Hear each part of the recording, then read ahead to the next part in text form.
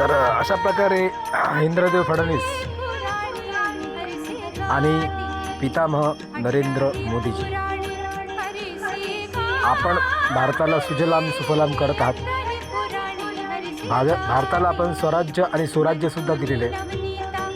आता कालच्या भाषणामध्ये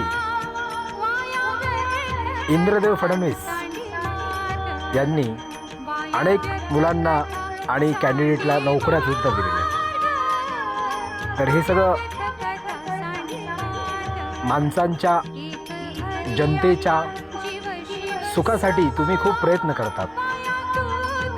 आणि आता ज्या नैसर्गिक आणि अनैसर्गिक असिद्धी किंवा म्हणजे दुर्दैवी वस्तू आपल्या समाजात आहेत त्यांचं मी तुम्हाला सखोल विवरण करत आहे.